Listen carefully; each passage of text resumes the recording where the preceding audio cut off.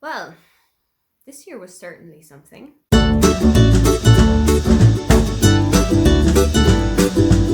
Hi, welcome, come on in. My name is Aoife, and today I am taking you through how I did in the PopSugar reading challenge this year.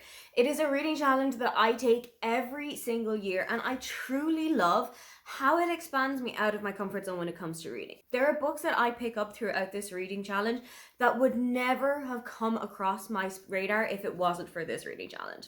But this year was not among my successes.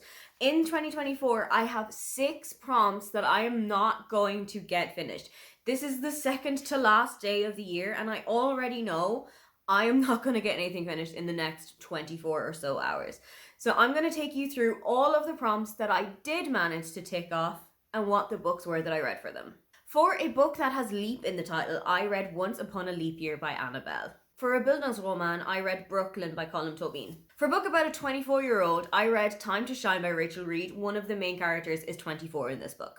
For a book about a writer or an author, I read Mrs. Porter Calling by A.J. Pierce. For a book about women's sports or by a woman athlete, I read Girls Play 2 by Jackie Hurley. For a book by a blind or a visually impaired author, I read The Bullet That Missed by Richard Osman. Richard was born with a very rare astigmatism, which means that he's not very well able to see. And this also means that if you've ever seen him on Pointless or on House of Games, he's not actually able to read the teleprompter, so anything that he has been saying has been completely memorized by him. For a book by a deaf or hard of hearing author, I read Hits Different by Lizzie Huxley Jones and Tasha Ghouri. Tasha was born deaf and she wears a cochlear implant. For a book by a self-published author, I read A Girl Like Her by Talia Hibbert. This was one of her earlier books and it was published by her own publishing company. For a book from a genre that you typically avoid, I read The Invisible Life of Addie LaRue by V.E. Schwab because I don't generally go for fantasy books. For a book from an animal's point of view, I read The Lion, the Witch and the Wardrobe by C.S. Lewis. For a book that was originally published by a pen name, I read Roomies by Christina Lauren. For a book that was recommended by a bookseller, I read The Rom-Commers by Catherine Center. I got this recommendation from my friend Gabby, who is not a bookseller right now, but has previously worked as one. For a book that was recommended by a librarian, I read Truly Madly Deeply by Alexandria Bellfleur. I have seen this on a couple of library recommendations when I've gone through Libby. For a book set 24 years before you were born, I read Ramona the Pest by Beverly Cleary. This is one of the Ramona and Bezos books, and it was set in 1968, which is 24 years before 1992. For a book set in a travel destination on your bucket list, I read Ashing in the City by Sarah Breen and Emer McLysaght, which is set in New York.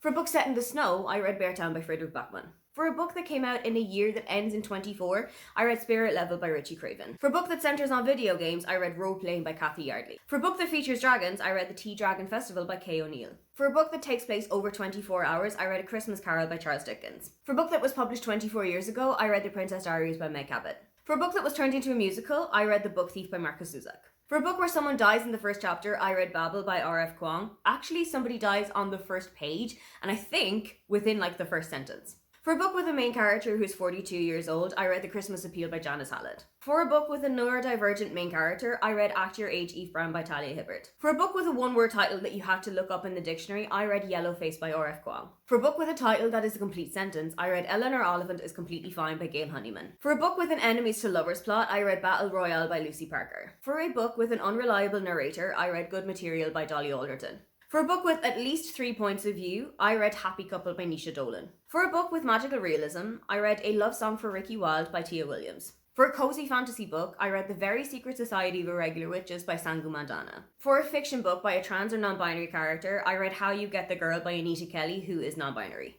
For a horror book by a BIPOC author, I read You're Not Supposed to Die Tonight by Kaylin Byron. For a memoir that explores queerness, I read Strong Female Character by Fern Brady. For a second chance romance, I read Will They or Won't They by Julie Soto. For an autobiography from a woman in rock and roll, I read Over the Influence by Joanna Levesque, also known as JoJo.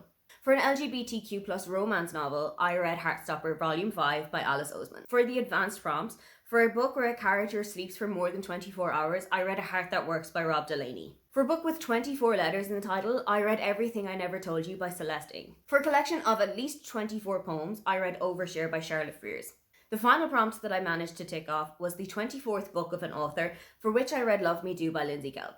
That is how I did for the 44 prompts of the 50 that I managed to tick off for this year's PopSugar Reading Challenge. Hopefully, 2025 is going to be a little bit gentler to me and my reading taste because I found quite a lot of these prompts quite difficult to fit in. There were a couple of books that I knew that I really wanted to read and I knew that would fit into those. For example, I thought that The Hunger Games would have fit in really well for a book that is set in the future, but there were also a couple of prompts that I knew were going to be really hard for me to take off. I knew that I was never going to find a book that had pirates in it, and I knew that reading a book about K-pop was just not something that was going to interact with me. I did my best, I gave it my best shot, and I managed to come out of this year with only 6 prompts that hadn't been fulfilled. If you took part in the reading challenge this year, how many prompts did you take off, and did you get the whole thing finished? If you'd love to leave me a comment but you can't think of anything you'd like to say, then just leave me the green tick emoji. Don't forget to like and subscribe because I have new videos up every week. Now, get on out of here.